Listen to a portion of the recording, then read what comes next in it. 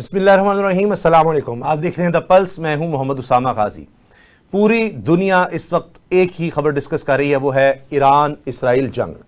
Israel ने जिस तरह से हमला किया ईरान पर, सबको हैरान कर दिया, अहम तरीन शख्सियात को शहीद किया। लेकिन उसके बाद ईरान की तरफ से जिस तरह का हमला हुआ है, इसने भी इसराइल को हैरान कर दिया है। इसराइल का दावा यह है कि हमने तो इनकी तमाम सलाहियत को खत्म कर दिया था, किसी भी तरह से मिसाइल लॉन्च कर ही नहीं सकते थे। तो अब ये सब क्या हो रहा है, किस तरह ईरान के मिसाइल इसराइल तक पहुंच रहे हैं और निशाना बना रहे हैं उन जगहों को जिनका इसराइल तस्वुर भी नहीं कर रहा था। सिर्फ यही नहीं है, बल्कि ईरान ने फ्रांस, अमेरिका, बरतानिया को आगाह कर दिया है कि हम बहुत बड़ा हमला करने जा रहे हैं इसराइल पर, और आपने अब बीच में नहीं आना। अगर आपने इसराइल की मदद की तो फिर यह समझा जाएगा कि आपसे भी हमारी दुश्मनी है। उमर दराज गोंदल मेरे साथ हैं, बहुत ज़बरदस्त एंकर पर्सन भी हैं, अपने इदारे के ब्यूरो चीफ हैं, यूट्यूब पर बड़ी अच्छी वीडियोस भी कर रहे हैं इस वक्त। उमर, ये जो हम देख रहे हैं अभी, जिस तरह कहते हैं अंग्रेजी में अनप्रेसिडेंटेड, इसराइल ने अटैक किया तो ईरान का भी दूसरी तरफ से जवाब जो था वो सबके लिए हैरानकुन था। लगा तो ये था कि अब इनके पास कोई कैपेबिलिटी रही नहीं है। हत्ता कि जहाज गिराने का ईरान की तरफ से दावा है, वीडियोस भी सामने आ रही हैं। अगर वाकई वो पायलट को भी सामने ले आते हैं तो ये तो फिर इसराइल के लिए बहुत बड़ा नुकसान होगा, और ये फिर इस चीज का इजहार होगा कि ईरान को तरना वाला ना समझा जाए। जाहिर है कि इसराइल ने बड़ी कैलकुलेटेड मूव की है अपनी तरफ से। अब ईरान ये नहीं समझ रहा था कि अटैक होगा, क्योंकि उनकी टॉक्स चल रही थी। इवन कल संडे वाले दिन उनकी टॉक्स जो थी अमेरिका के साथ शेड्यूल थी। लेकिन इसराइल ने जो हमला किया, जिस तरह से हमला हुआ, बहुत खौफनाक हमला है। जिस तरह से हमने देखा कि उनके 9 scientist as of this moment जो जोहरी प्रोग्राम से जुड़े हुए वो शहीद हुए हैं। उनकी जो मिलिट्री लीडरशिप टॉप की है आखिरी समय, वो लोग शहीद हुए हैं। अब असल सवाल ये था कि इस सब के बीच में एक तो ये ना, हमला हो तो क्या ईरान रिटेलिएट करेगा। अब जरा उससे ज्यादा मानिकेज ये हो गया था कि मिलिट्री लीडरशिप की शहादत के साथ जब आपके डिप्टी चीफ जो ऑपरेशंस के हैं वो उसमें चले जाएं, जिसमें आपके इंटेलिजेंस के जो चीफ है वो शहीद हो जाए, तो उसके बाद कैसा था। और फिर इनके बॉर्डर साफ नहीं लगते। आपने ये भी देखना है कि बीच में उर्दन जैसे ममालिक भी हैं और बाकी सब कुछ है। तो ईरान ने इन सब तबाही के बावजूद विद इन आवर्स रिटेलिएट किया। वो सेंट्रल तल अवीव तक पहुंचे हैं, और वहां पे उन्होंने जो स्ट्रेटेजिक उनकी लोकेशंस हैं, जिसमें उनकी वजारत दिफा है, जिसमें उनकी मोसाद का हेडक्वार्टर था, दीगर जगह थी, उसको टारगेट किया है। और इस टारगेट करने का मतलब ये था कि ईरान उस पोजीशन में आज भी मौजूद है। आप उसकी इंटेंसिटी पर सवाल उठा सकते हैं, लेकिन उनके रिजॉल्व के ऊपर सवाल नहीं उठा सकते। इसका मतलब ये है, और ये हमने अपने भी केस के अंदर देखा, जब इंडिया वाला हमारा केस हुआ, जब कौमों के अंदर हमला होता है, उनके ऊपर हमला होता है, तो वो अंदरूनी इख्तलाफात को भूल जाते हैं। उनको वो हमले या वो जारहियत उनको मुत्तहिद कर देती है। उसी तरह से आपने देखा कि अब न सिर्फ ईरान के अंदर, क्योंकि इनका सिर्फ पर्पस हमला करना नहीं है, आज आप तमाम इंटरनेशनल मीडिया को उठा के देखें तो उसमें वाज़ेह नजर आ रहा है, जिसमें इस बात का इजहार कर रहे हैं कि हम रिजीम चेंज करना चाहते हैं ईरान के अंदर। लेकिन हमने देखा कि ईरान के अंदर कोई बजाय इसके कि कोई उनकी गवर्नमेंट के खिलाफ निकलता, जब उन्होंने जवाब दिया, कर रिटेलिएट किया, तो उनके लोग जश्न मनाते हुए सड़कों के ऊपर आए। सिर्फ वो नहीं है, इवन आज कश्मीर के अंदर हमने देखा, हमने लेबनान के अंदर देखा, हमने यमन के अंदर देखा कि लोग इस बात के ऊपर खुश हो रहे हैं। और इसमें खास बात क्या है? इसमें खास बात यह है कि वो सारे का सारा ब्लॉक दुनिया में वर्ल्ड ऑर्डर एक चेंज मेजर आती हुई दिखाई दे रही है। पाकिस्तान, चीन, रशिया बहुत खुल के कैटेगोरिकली न सिर्फ कंडेम कर रहे हैं, और वो कह रहे हैं कि पूरे खित्ते को जो है उसका दांव के ऊपर लगा दिया गया है। और मेरे ख्याल से ईरान का ये हक है कि उनके ऊपर जब ये हमला किया गया है, उन्होंने इसको इनिशिएट नहीं किया। दुनिया भर के अंदर आप डिप्लोमेसी को एक चांस देते हैं, वो बातचीत के अंदर इंगेज थे। हाँ, बातचीत नाकाम हो जाती, उसके बाद ये बातें होती। और उससे पहले हमने देखा कि इंटरनेशनल एटॉमिक एनर्जी एजेंसी ने जिस तरह से उनके खिलाफ करारदाद मंजूर की, वो एक पॉलिटिकल मोटिवेटेड करारदाद लग रही थी, जिससे नजर आता है कि उसने वेस्ट के और खासकर इसराइल के जो मफादात हैं उनकी हिफाजत की है या उनके लिए आसानी पैदा की है, जिसकी बुनियाद के ऊपर जवाब मिला। और उन्होंने फिर नतान्ज से लेके अस्फहान उन जगहों के ऊपर भी हमला किया है। और फर्दों के अंदर भी वो कह रहे हैं कि हमारी जो न्यूक्लियर पोजीशन है उसको इन्होंने पार्शली डैमेज किया है या उसको नुकसान पहुंचा, लेकिन इसराइल कह रहे हैं कि हमने नहीं किया। और उसमें खास बात ये है, ये सारे के सारे इनके आज जो अमेरिका के अंदर सफीर है, मैं उनकी गुफ्तगू सुन रहा था, वो बुनियादी तौर पे क्या कह रहे हैं। उनकी कल नेशनल सिक्योरिटी एडवाइजर ने बात की इसराइल के, कि हम मिलिट्री की कोई कार्रवाई करके उसको तबाह नहीं कर सकते ईरान के प्रोग्राम को। तो मेरा ख्याल ये है कि ये मुस्लिम उम्मा के लिए, पाकिस्तान समेत हम सबको यूनानिमसली कोई पोजीशन लेनी चाहिए और हमें यूनाइटेड होना चाहिए, वरना ख्वाजा आसिफ की बात से मैं 1000% इत्तेफाक करता हूं कि ये सबकी बारी आएगी, एक एक करके बारी आएगी। इवन कल आपने देखा कि टर्की के अंदर उनके कल डिफेंस मिनिस्टर बैठे हुए थे, उनके फॉरेन मिनिस्टर बैठे हुए थे, इंटेलिजेंस चीफ बैठे हुए थे, और मैं वहां टर्की के जो मुख्तलिफ पॉलिटिशियंस थे उनकी सुन रहा था, वो कह रहे थे ये हमला ईरान पे नहीं है, ये तो टर्की के लिए एक पैगाम है। उसी तरह से पाकिस्तान के बारे में आप जानते हैं कि अगर आपको याद हो जब 98 के अंदर हम ये अपने हमले की तरफ जा रहे थे, जौहरी तजर्बात की तरफ, तो ये डॉक्यूमेंटेड है, ये क्लासिफाइड और अनक्लासिफाइड दोनों को देख सकते हैं, जिसमें ये कहा गया कि उस वक्त भी इसराइल ने घोटा को हिट करने की कोशिश की थी, इनके जहाज इवन इंडिया तक पहुंचे थे, लेकिन पाकिस्तान ने बड़ा वाज़ेह पैगाम तल अवीव को और दिल्ली दोनों को दिया था कि फिर कोई नहीं बचेगा, और अल्हम्दुलिल्लाह हमने उसमें सर्वाइव किया और आज हम दुनिया की वाहिद इस्लामी एटमी कुव्वत है। आज हमें एहसास होता है कि ये कितनी बड़ी अचीवमेंट है, कितना बड़ा हमारे लिए, हमारे ऊपर अल्लाह ताला का खास फजल है। बिल्कुल सही। नेतन्याहू के पुराने इंटरव्यूज भी हैं जिसमें उसने ईरान के साथ पाकिस्तान का भी नाम लिया हुआ है। अच्छा, अब ये भी ख्याल किया जा रहा है कि आखिर किस वक्त तक चीन और रूस ये बर्दाश्त करेंगे कि ईरान की पूरी तबाही होती रहे, किसी न किसी जगह पर शायद वो मदद के लिए आए, ये नहीं कि बिल्कुल ईरान तबाह हो जाए, तो इसमें उनका भी नुकसान है, चूंकि वर्ल्ड पॉलिटिक्स में या वर्ल्ड पावर में ये भी चीज देखी जा रही है। इसके साथ साथ इसराइल की तरफ से, उनके मीडिया की तरफ से कहा जा रहा है कि ईरान की कोई मदद कर रहा है, ये उनको खौफ क्यों लाहक हो गया, क्या रूस चीन वाकई मदद को आ गए हैं? इस पर हम बात करेंगे इस ब्रेक के फौरी बाद। ब्रेक के बाद आपको खुशामदीद कहते हैं। अजमल जामी हमारे दोस्त, हमारे भाई ने हमें ज्वाइन किया है, आप इनको सुनते रहते हैं। जामी, ये जो इस वक्त जंग चल रही है, आपको क्या नजर आ रहा है? क्या ये तवील हो सकती है, या जिस तरह सोचा जा रहा था कि ईरान कुछ नहीं कर सकेगा, वो सब अंदाजे गलत साबित हो रहे हैं? जी उसामा साहब, ऐसा है कि ये बड़ी मुश्किल सूरत हाल है बज़ाहिर ईरान के लिए, और जो रद्द-ए-अमल उन्होंने दिया वो उस तरह से एंटिसिपेट नहीं किया जा रहा था। जितनी भी मगरबी ताकतें हैं, बशमूल इसराइल भी, they were not anticipating it up to this extent, but Iran के पास कोई ऑप्शन बाकी नहीं थी मासिवा इसके कि वो रद्द-ए-अमल दे, क्योंकि जिस तरह से उसकी सॉवरेनिटी उसकी को हिट किया गया, जिसमें मिलिट्री लीडरशिप में टॉप नॉच जितने भी कमांडर्स थे उनकी शहादत हुई, फिर साइंसदान जो है एटमी उनकी शहीद किया गया। आज भी मजीद 3 एटमी साइंसदान की शहादत की खबर है, और जंजान सूबे में भी उनकी जो इनकलाबी गार्ड्स हैं उनके 3 आम रहनुमाओं की शहादत की खबर है।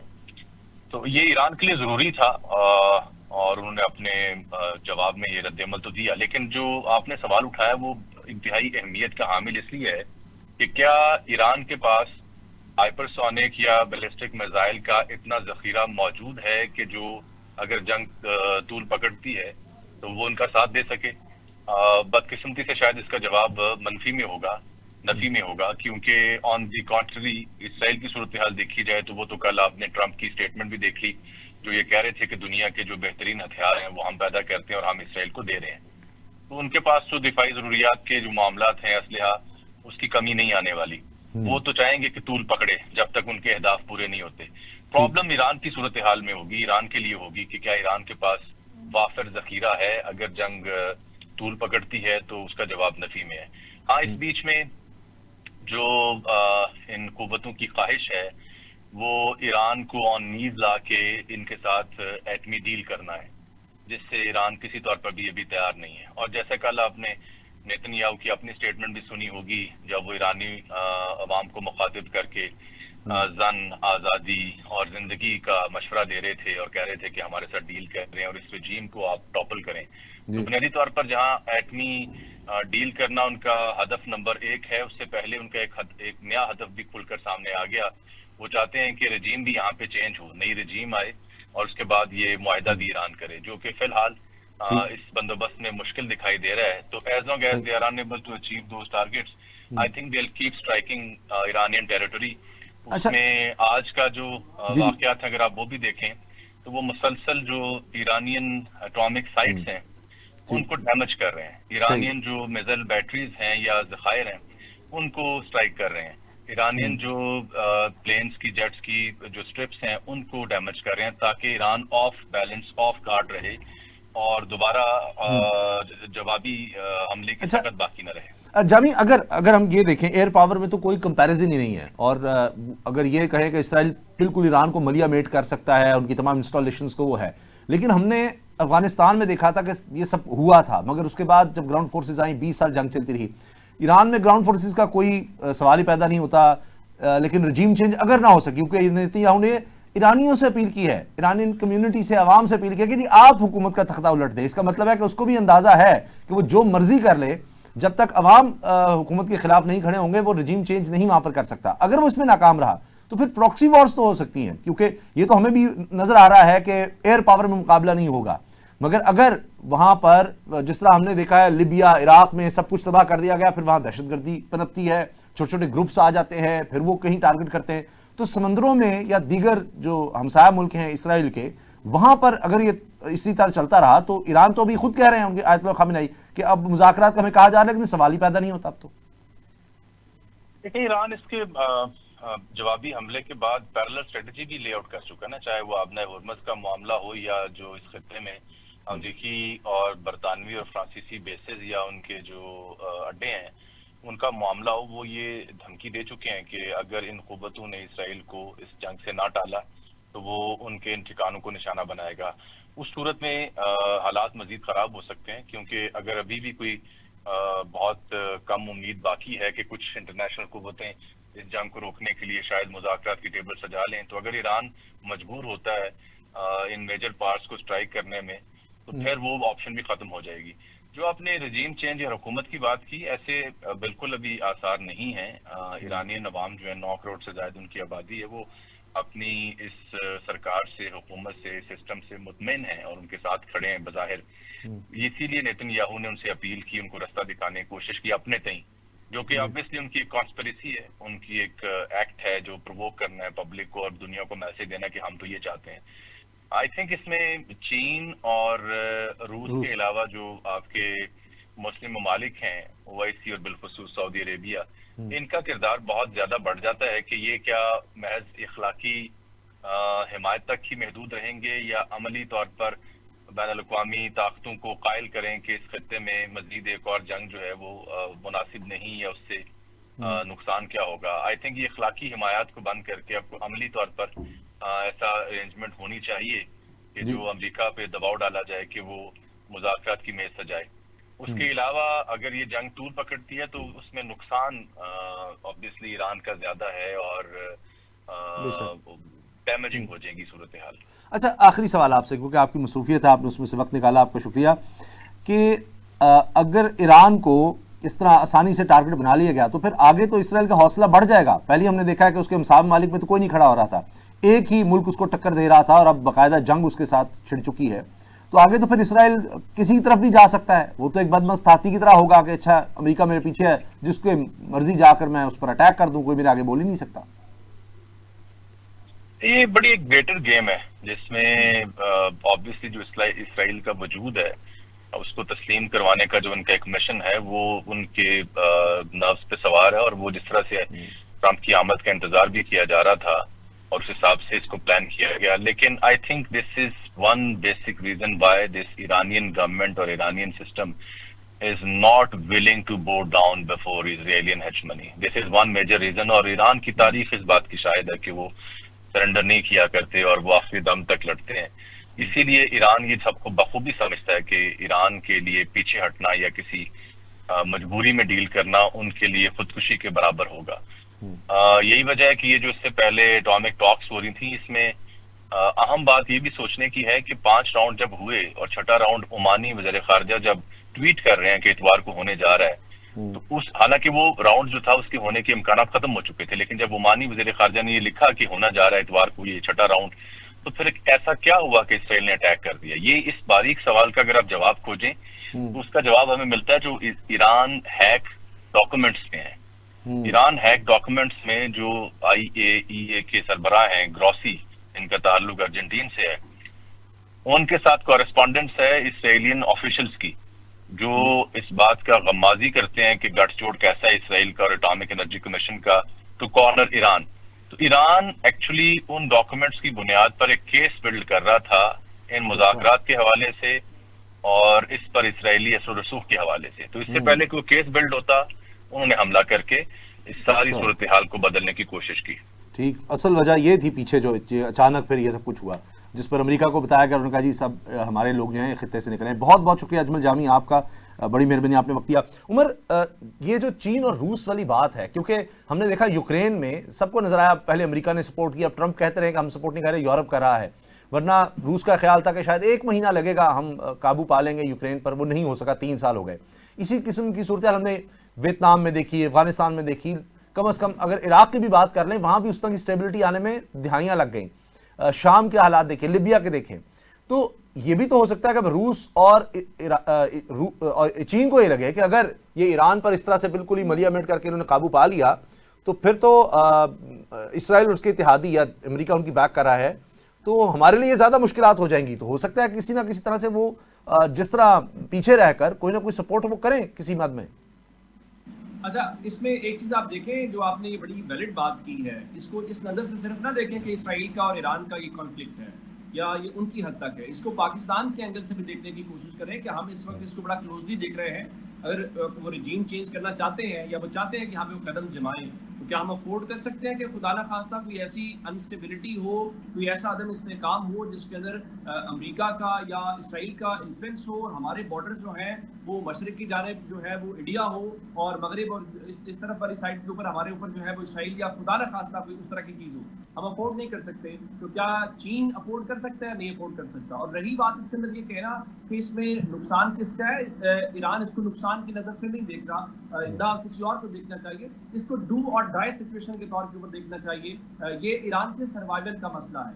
देखिए, ये बिल्कुल वैसा ही केस है जैसे इंडिया ने हमारे साथ करने की कोशिश की थी कि वो यहाँ पे थानेदार बनना चाहता था और वो चाहता था हम उसके सामने सरेंडर करें। अब ईरानियों के साथ भी यही हुआ है, ईरान ने हमला नहीं किया। देखिए, पूरे मशरक़ वुस्ता के अंदर इसमें कोई शक नहीं है कि ईरान की प्रॉक्सीज है, इसमें कोई शक नहीं है कि इसराइल की प्रॉक्सीज है, ये आपस में कहीं ना कहीं गुत्थम गुत्था थे, लेकिन एक दूसरे के ऊपर हमला करने के हवाले से वो बहुत ज्यादा अवॉइड करते रहे। सिर्फ वो नहीं है बल्कि कई अमरीकी सुदूर आए, आप नाम लेते जाए, बाइडेन और बाकी उन सब चीजों के, उन सब ने क्या किया कि उन सब ने रेजिस्ट किया, उन्होंने इसराइल को अलाउ नहीं किया कि वो डायरेक्टली ईरान के ऊपर हमला करें।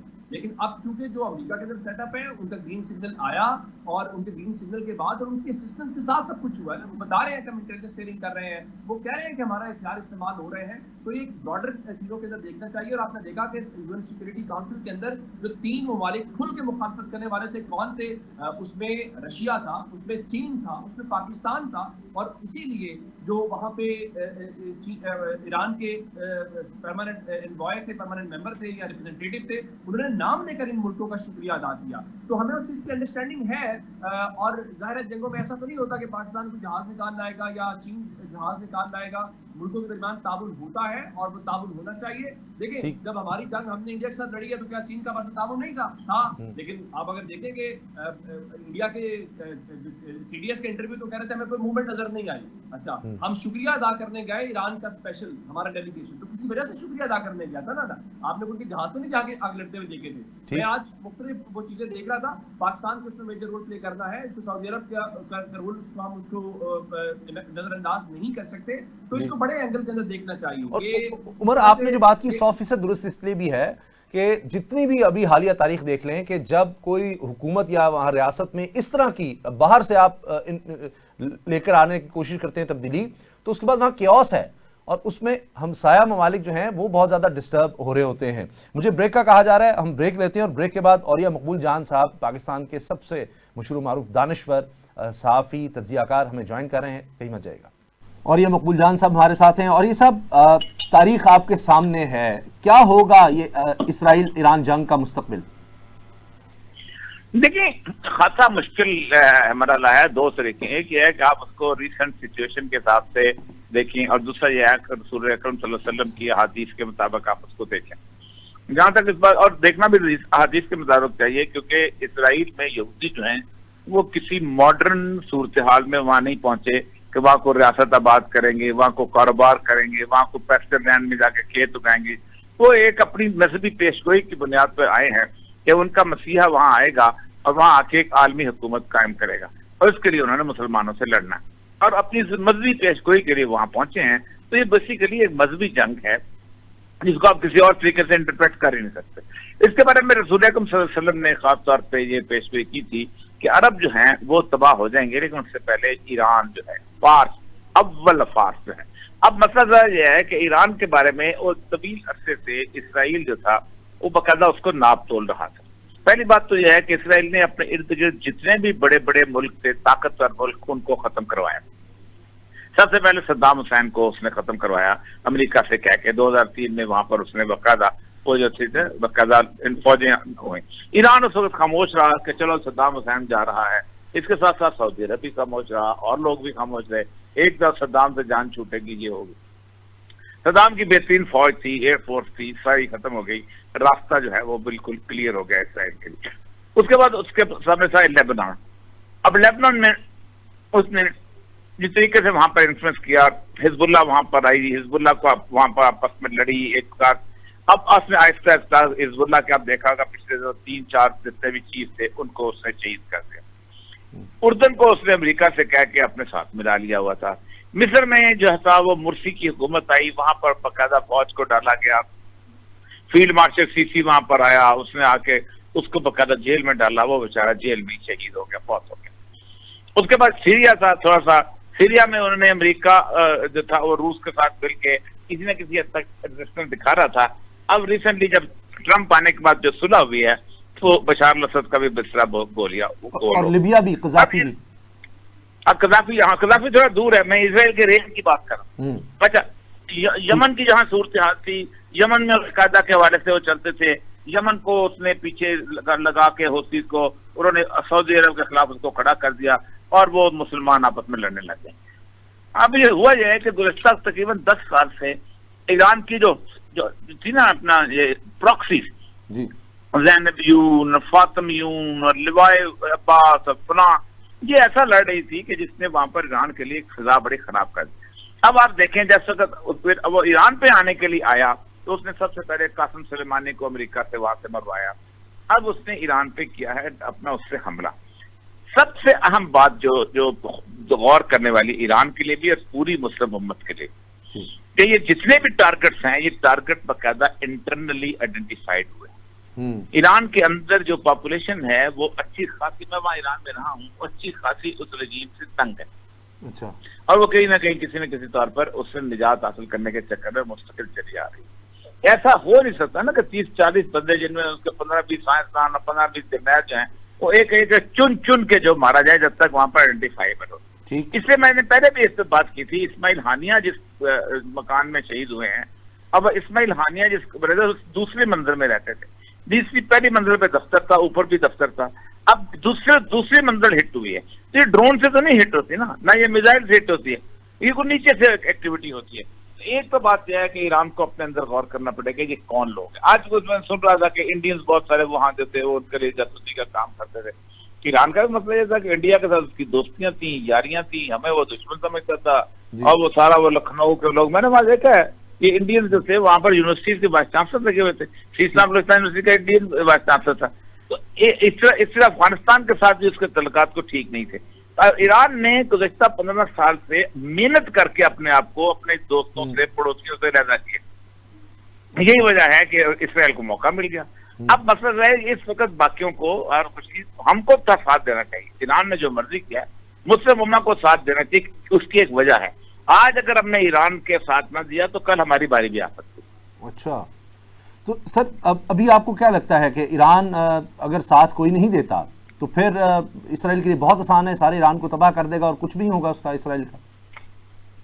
देखिए, इसराइल के स्ट्राइक से ये अंदाजा होता है ना, आप खुद सोचे ना कि इसराइल की स्ट्राइक से ये अंदाजा होता है कि they have taken over the things.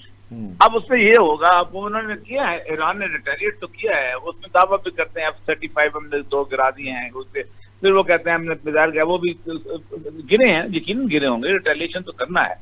लेकिन आप देखें ना 2500 किलोमीटर दूर बैठ के आप ईरान के टारगेट्स को हिट करते हैं और आप उनकी पूरी की पूरी जो मिलिट्री लीडरशिप को, उनका न्यूक्लियर प्रोग्राम को, उनके 4 मुख्तलिफ किस्म के आर्मी के हेडक्वार्टर्स को आप उनको हिट कर दें। तो इसका मतलब यह है कि इसराइल के पीछे, और इसराइल ने करना ही था, इसलिए करना था कि चाइना जो था ना वो जब पाकिस्तान के सपोर्ट में आया और पाकिस्तान को सुप्रीमेसी हासिल हुई है चाइना को स्काई के अंदर, तो चाइना का असला जो था लोग खरीदने के दरपे हो गए थे। अब चाइना के मुकाबले में यह इसराइल है तो यह अमेरिका है। अब इसराइल को बेचता है ड्रोन, अब इसराइल को अपने ड्रोन जो थे उसको साबित करने के लिए एक मादे जंग चाहिए था, तो एक बेहतरीन मादे जंग ईरान था, इसलिए इसराइल जो है बीच में कूदा है। ठीक, बहुत बहुत शुक्रिया। और ये मकबूल जान साहब, आपने वक्त दिया। यानी ईरान को कुछ ना कुछ सपोर्ट अगर मिलेगी तो ही ईरान मुकाबला कर पाएगा, क्योंकि इसराइल के साथ अमेरिका खड़ा है, मगरबी ताकतें खड़ी हैं, और अभी ईरान हमें तनहा नजर आ रहा है। इस तरह हुआ तो फिर आगे किसी और की बारी भी आ सकती है। प्रोग्राम देखने का शुक्रिया, इजाजत दीजिए, अल्लाह हाफिज।